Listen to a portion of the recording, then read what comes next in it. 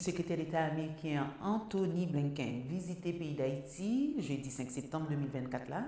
Pendant visite dans le pays, le secrétaire d'État Chita parlé avec le président du Conseil présidentiel transition Edgar Leblanc-Fils et puis chef gouvernement Gary Coney. Avancé sur question sécurité et puis élection, t'es dans mi-temps discussion entre secrétaire d'État américain et dirigeant haïtien président CPT a fait qu'on y a avancé sur question sécurité pour permettre à la paix retourner sur le territoire et puis il promet avant longtemps il a mis sous pied conseil électoral provisoire pour réaliser à temps élection Jean accord 3 avril là exigé ça. Président, merci beaucoup de cet entretien. Un plaisir de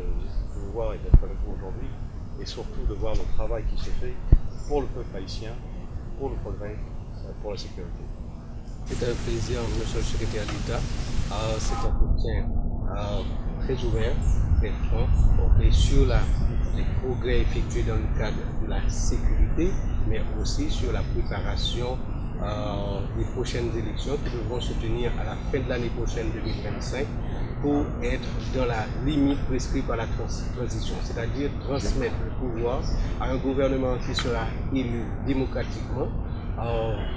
au 7 février 2026. Des progrès ont été réalisés à ce jour sur le plan de la sécurité, cependant il reste encore beaucoup à faire. Il reste à consolider ce qui a été fait et surtout aider à renforcer les capacités de la police nationale, des forces armées d'Haïti pour pouvoir faire face aux gangs, résoudre ce problème qui permet donc que le processus pour les élections se fasse régulièrement. Dès la semaine prochaine, à la prochaine réunion du Conseil des ministres, tu as présenté la formation du Conseil électoral provisoire. Le Conseil électoral, une fois installé, il va commencer à travailler pour rassurer la population sur le processus et à la fin de l'année 2025, lorsque le comité de pilotage de la conférence nationale aura travaillé sur les propositions d'amendement à la Constitution, c'est le Conseil électoral qui va préparer le référendum pour valider, adopter ces changements entre février et mars. Une fois la nouvelle constitution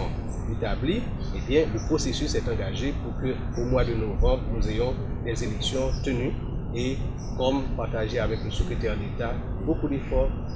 vont être faits, davantage d'efforts vont être faits pour que la question de la sécurité soit résolue de manière à ce qu'on tienne les élections en toute sécurité sur tout le territoire national.